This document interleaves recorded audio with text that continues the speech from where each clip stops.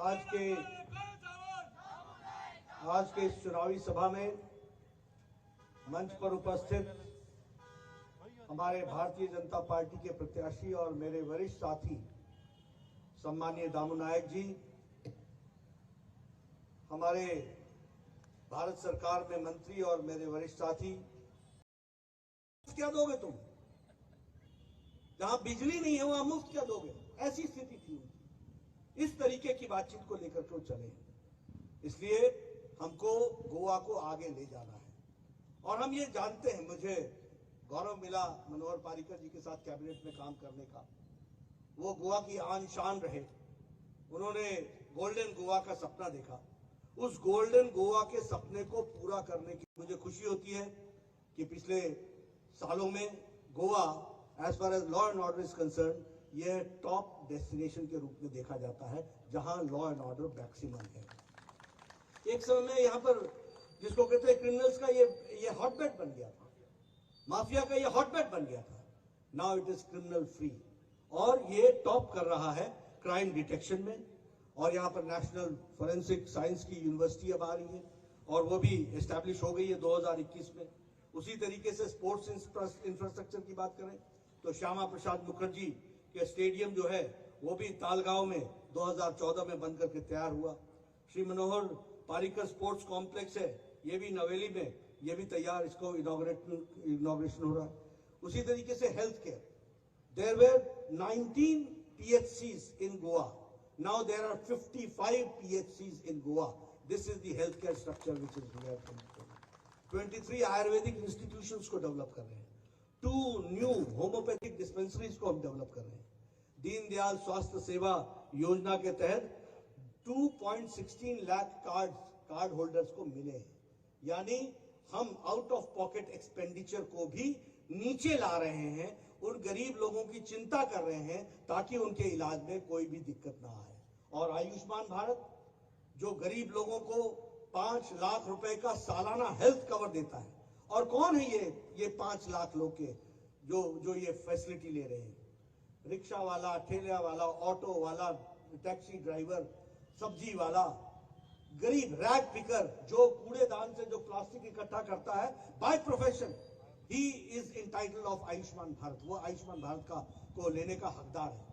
Barber जो हमारे बाल काटते हैं, बाय प्रोफेशन, ऐसे लोगों को जोड़ने का काम किया और यहां पर आयुष्मान भारत के साथ उन लोगों को समावेश करने का काम किया है। मित्रों, ये सारी चीजें मैं इसलिए आपको बता रहा हूं कि किस तरीके से हम सबके डेवलपमेंट के बारे में आगे बढ़ते हुए चल रहे हैं और हेल्थ केयर में क्या क्या काम हुआ है वो भी आपको मैंने बताया है। टूरिज्म की दृष्टि से आज हम ये कह सकते हैं कि हमारा टूरिज्म जो 10 साल पहले हमारा फुटफॉल 25 लाख था, आज सालाना 80 लाख प्लस है।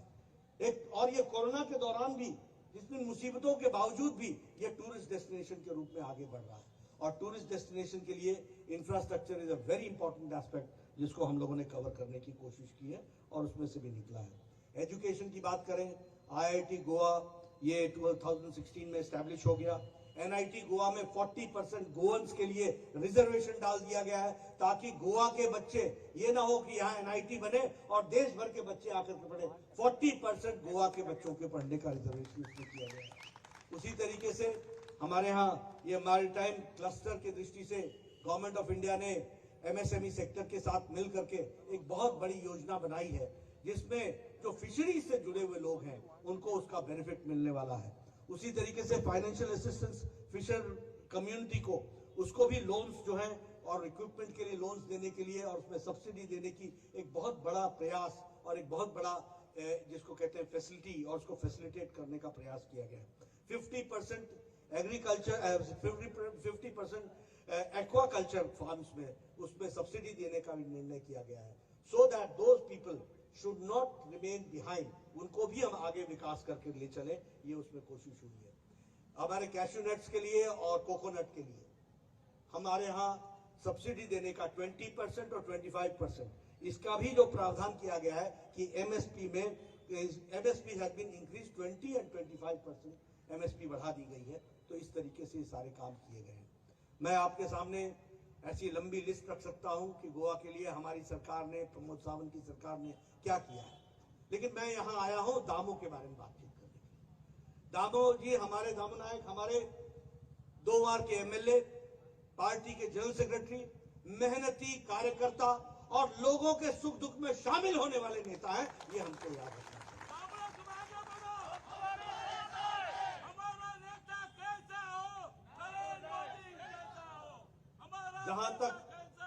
जहां तक दामो का सवाल है, हम जानते हैं दामो नायक जी को। इनके साथ हमारा लंबा संबंध रहा है। बहुत लंबे समय से हम दोनों साथी के रूप में काम किए हैं।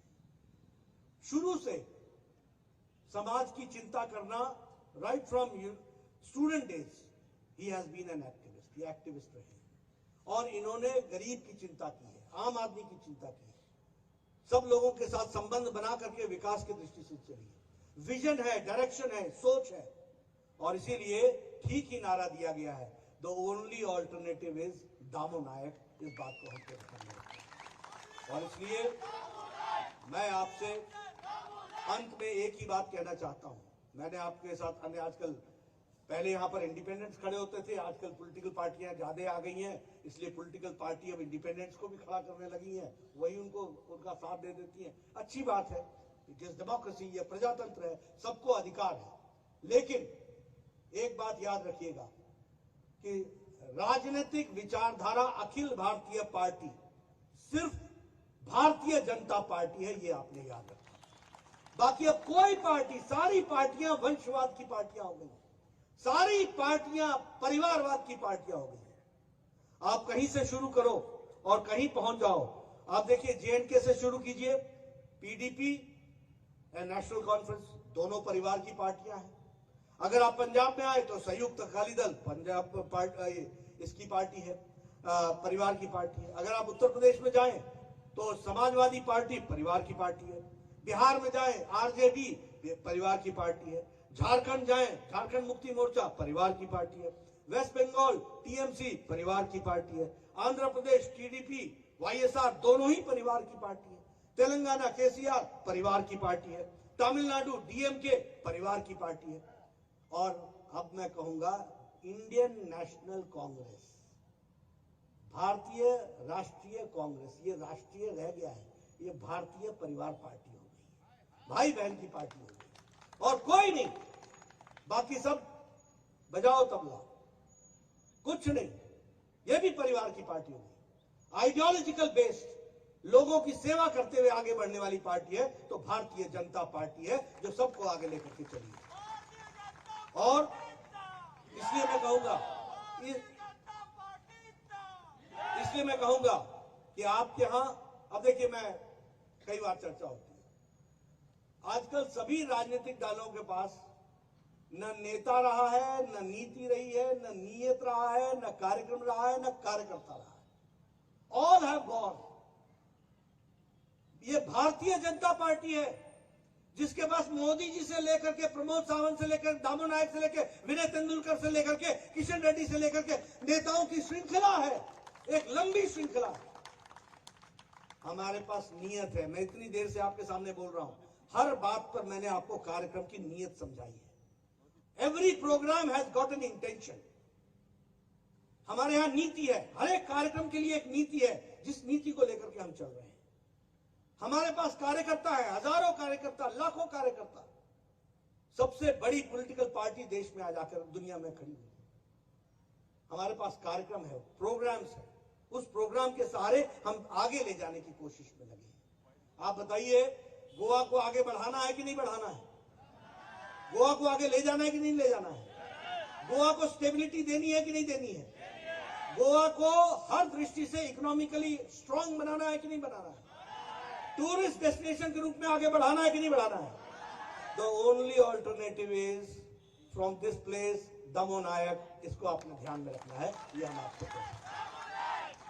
इसीलिए आपका ज्यादा समय न लेता हुआ, हमें कोरोना के प्रोटोकॉल्स के बीच में काम करना पड़ता है। अभी एक और सभा में जाना है, 8 बजे से पहले आपकी कैंपेन रुक जाएगी। इन्हीं शब्दों के साथ मैं आप सबका बहुत बहुत धन्यवाद करता हूं कि आपने मेरी बात सुनी। बहुत बहुत धन्यवाद अध्यक्ष जी।